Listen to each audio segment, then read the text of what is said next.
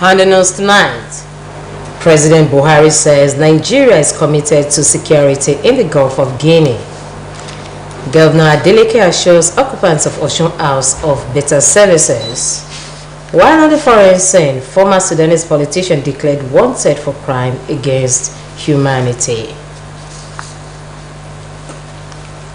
Good evening and thanks for joining us on the Major Reports. I am Olubumi Ajiboye Agbola. President Muhammadu Buhari said Nigeria looks forward to the proposed joint African naval exercise of the Gulf of Guinea Commission holding in Lagos on May 15 this year. According to a statement signed by the President's Senior Special Assistant on Media and Publicity, Garba Shehu, the President gave the assurance when he spoke for the last time at the third extraordinary session of the Assembly of Heads of State and Government of the Gulf of Guinea Commission taking place in Accra, the Ghanaian capital.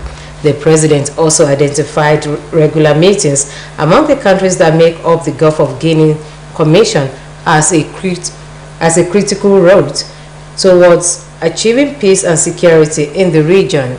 President Buhari encouraged member countries to enact laws against piracy and other criminal acts, as Nigeria has done, as a demonstration of strong commitment towards the repositioning of this GGC into a more vibrant organization that will effectively deliver on its mandates. The President-elect Asiwaju Bola Tinubu has moved into the Defense House in the Federal Capital Territory, Abuja, ahead of his inauguration as Nigeria President on May 29, 2023. Tinubu and the Vice President-elect Kashim Shettima are expected to stay at the Defense House, where they will move into the presidential villa after swearing in. It will be recalled that the President-elect returned to Nigeria from an overseas trip as he restated that his promise to deliver a nation of renewed hope for all Nigerians remains in motion as he is ready for the task ahead. Tinubu said he had been consulting and planning with a view to putting together a strong team and hit the ground running once he assumes office. Osun State Governor Senator Ademola Adeleke has assured occupants of White House in Ikoyi, Lagos State, belonging to Osun State government, of better services, just as he vowed to unearth the secrecy surrounding the management of the property by the past administration. Governor's Office correspondent Abdurrahim Adekinekun reports. This two-story building is located on number 18 Kupa Road, Ikoyi, Lagos State. It was part of the Heritage State when it was carved out of the old Oyo State as part of assets to be cherished by the new state. The property used to serve as Osun State Liaison Office in Lagos. Before now, this property has 68 rooms that were then used to conduct official business of governance as well as quarters for government officials that may be visiting Lagos, the former Federal Capital Territory.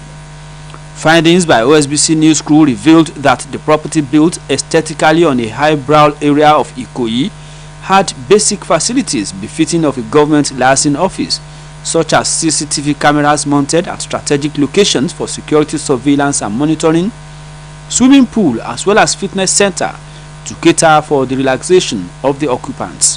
However, these facilities are no longer functioning maximally. Apart from the address that has changed from former 18 Kupa Road to 18 Femi Okunu Road, Ikoyi, the 68 rooms have also been converted into 18 suites of 2 and 3 bedrooms. On the outside, the building looks new and aesthetic, but could best be described as a shadow of its former self when one enters.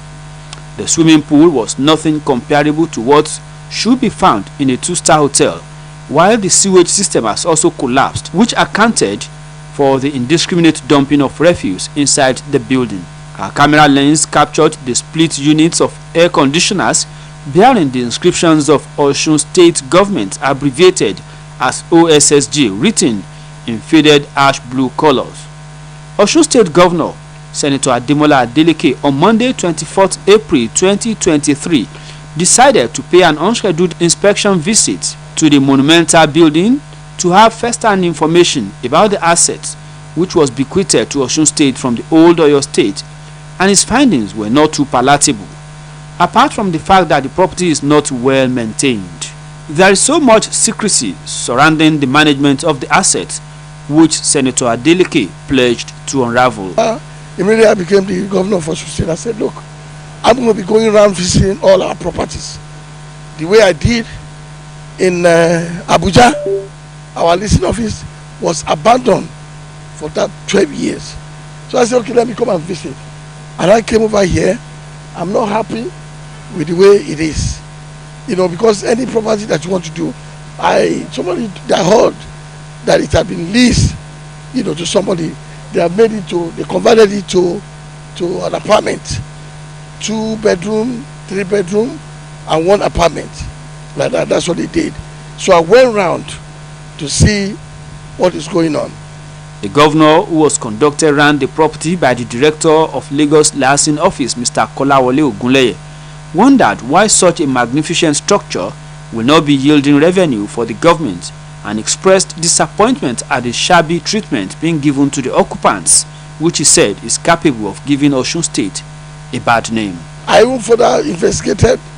I asked people that live here, what's the deal about this apartment? They no generator, and they are collecting service charges from people, and this is Ikoyi. And if you are collecting service charges, they're supposed to enjoy it. And that means that you're going to give Osun a bad name, because it's still Osun's property. So we're going to work out the modalities of the lease or whatever, and then we come up with a winner. So no generator. Anytime they take light, that means that they don't have water in Ikoyi, and this is Osun State property. I interview people that live here. I felt so bad for them, and they are collecting charges from them. No generator to pump the water. No generator to pump the water. And if you look at, even the swimming pool was so dirty. Look at the surrounding. When you collect charges, that charge is meant for maintenance. This place, look at it, so rough, and it's supposed to be painted. Right away from here, we went round. Everything is dilapidated. So we're going to see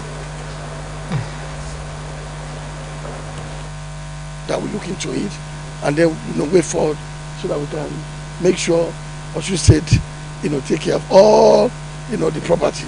From Ikoyi, Lagos, it has been Abdurrahim Adekileku reporting.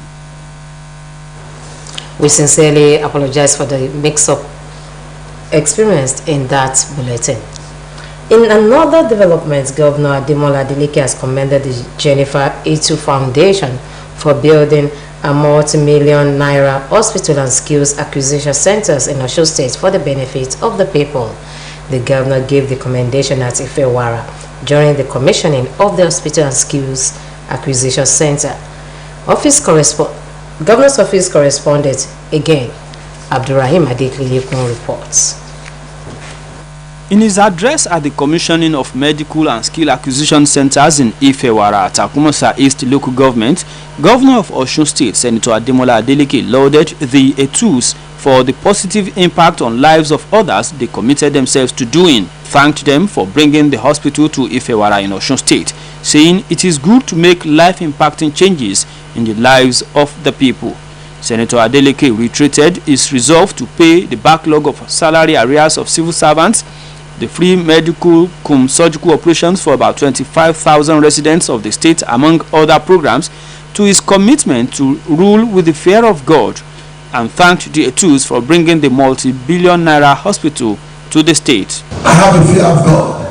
That is why I paid all the backlog salary that they are owing the poor civil servant, the poor pensioner, even the one they contributed. They didn't pay them.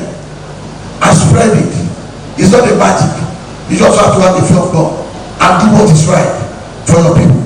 As I'm speaking to you today, about 25,000 have benefited from this program. A lot of people will have died because of this. They don't have money to treat themselves. So it's going like that and it's still going. more are still coming. Is it road that we want to talk about? Everybody's now saying that Osun's turning to London. And the Illustration by the General Overseer of the Redeemed Christian Church of God, Pastor Enoch Adeboye. Pastor Adeboye, who described the day as a day of joy, congratulated the governor for his steadfast resolve to rule with the fear of God. Praying for the Etu's family, Pastor Adeboye said God will reward everybody for whatever they sow. My son, the governor,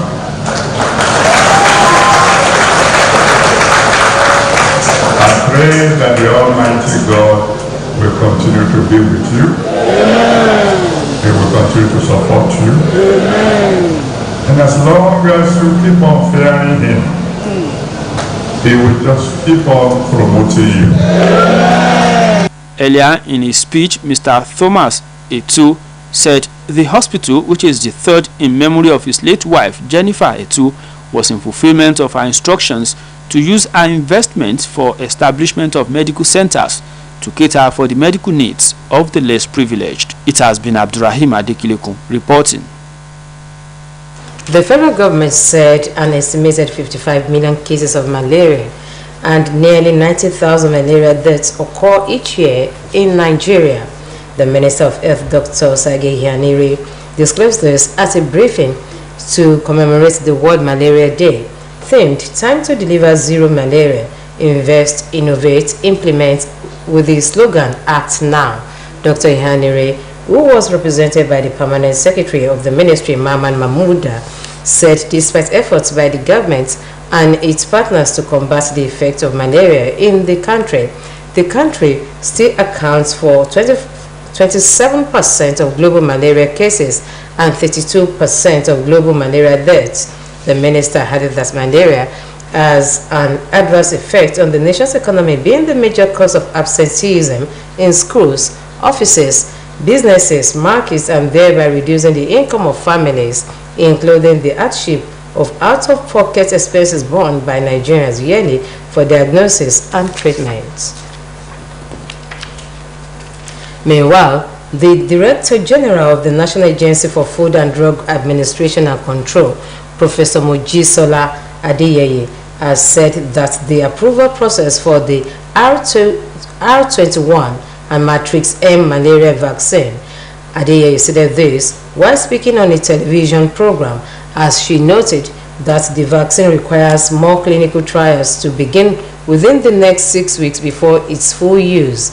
She further stated that the provision of the vaccine is important for the transmission prevention, adding that NAFDAC is going to do its test, trials and levels of approval in line with the development in a country's governance as a contributing factor to the persistence of malaria in Africa.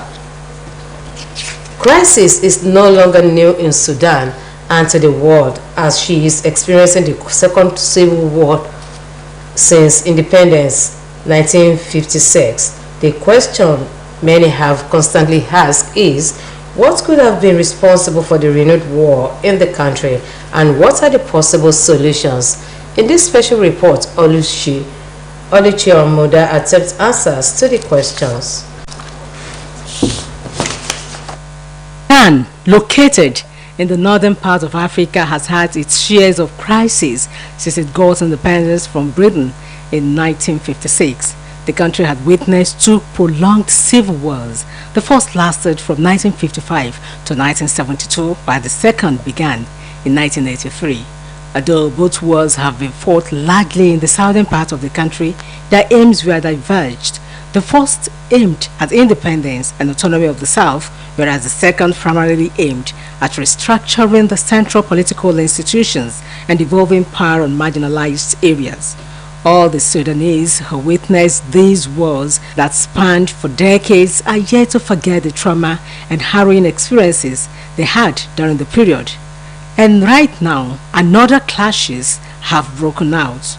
A legal practitioner, Mr. Moses Obaditon, traced the genesis of the prolonged crisis in Sudan. For over 50 years, the Sudanese were fighting what we call internal or civil war among themselves. in order to demarcate between the southern and the northern Sudan. And eventually, I think about 10 years ago, they succeeded in creating that demarcation. And so we have two countries out of one country. However, the current one is another internal within two warlords who successfully, topple a military government and install themselves. So to us, it is a game of ego. It is one of the problems of African power tussle. So their main goal is not the people. It's just about self. And for us to be able to understand it better is to look at how Africa internal crisis has always cost lives, property, and underdevelopment.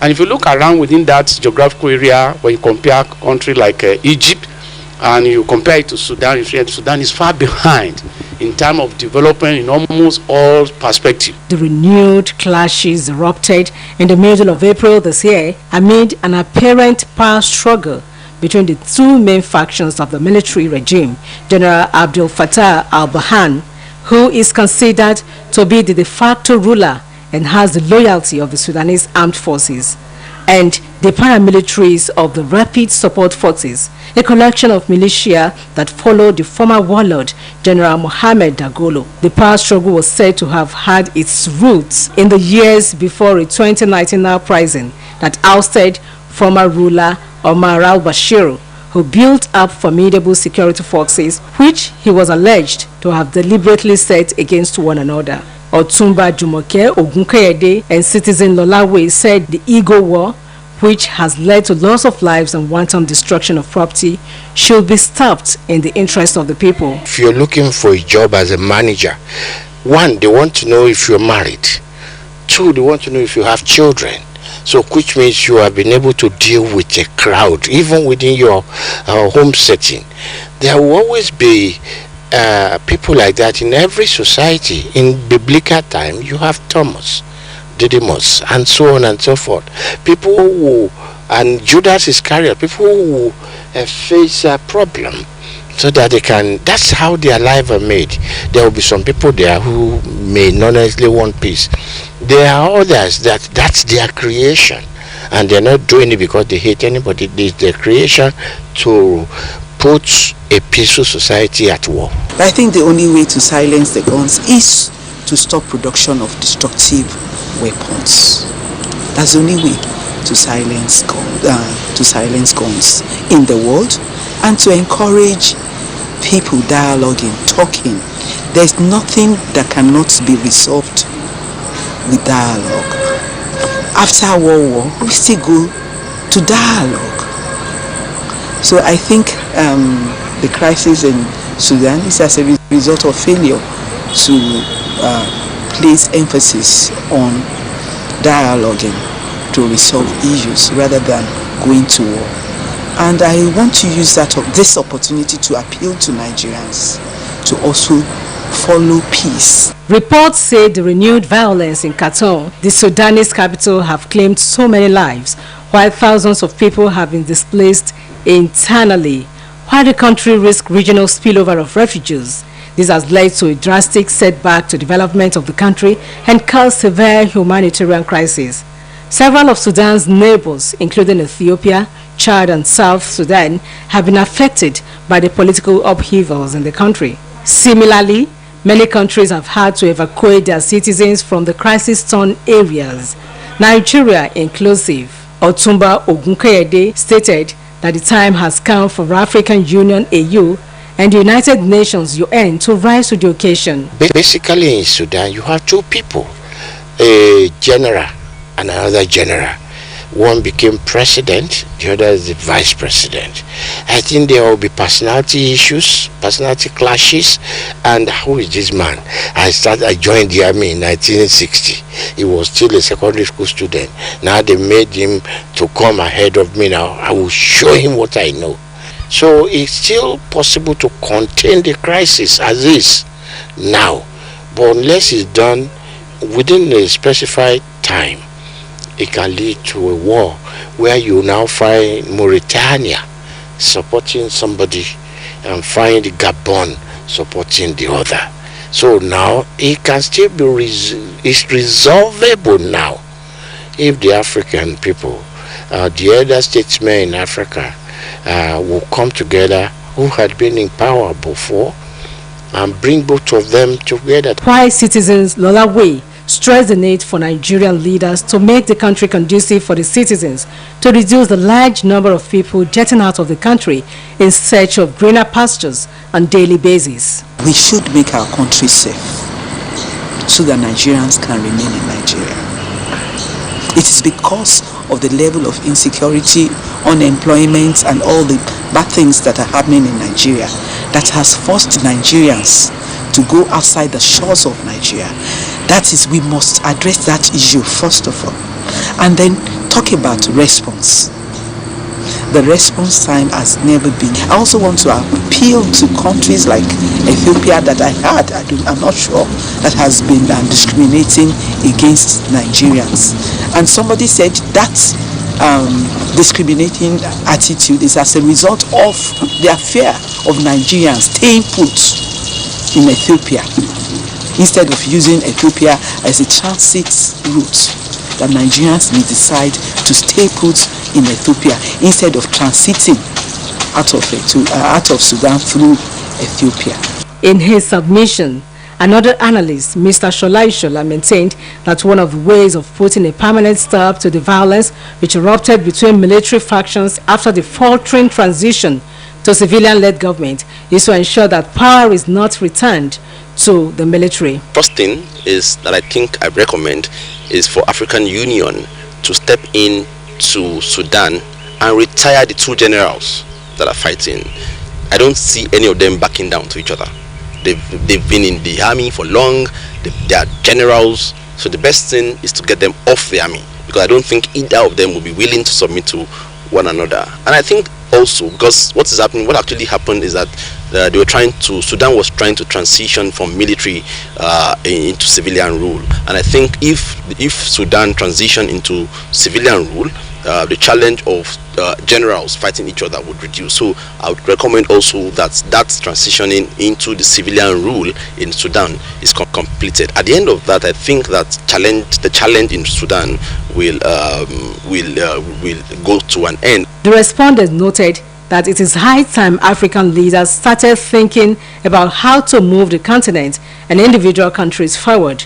A feat they maintain can never be achieved in an atmosphere full of chaos. Oluchi Amuda, Osbc News. And moving on to sport.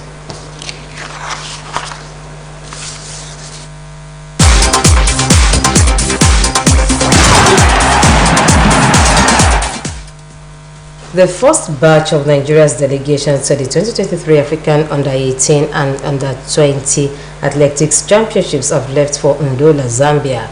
A total of 42 athletes and 10 officials made the trip.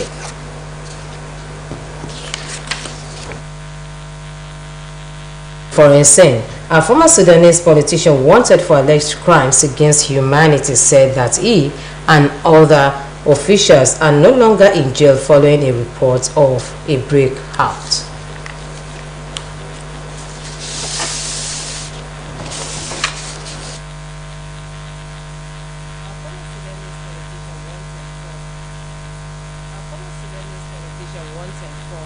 Crimes against humanity has said that he and other former officials are no longer in jail following a breakout.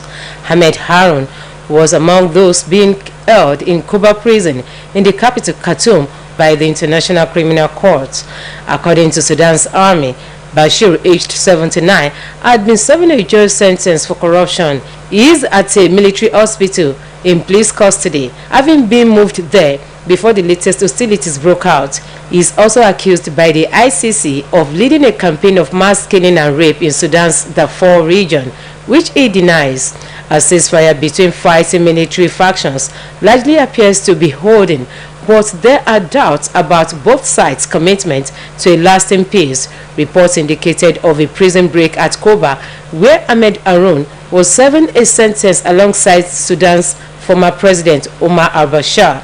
but he said he would be ready to appear before the judiciary whenever it was functioning. Aaron confirmed in a statement that he and other Bashir loyalists who served under him had left the jail, as he claimed the group. I'm Olubumi Ajiboye Agbola saying good night.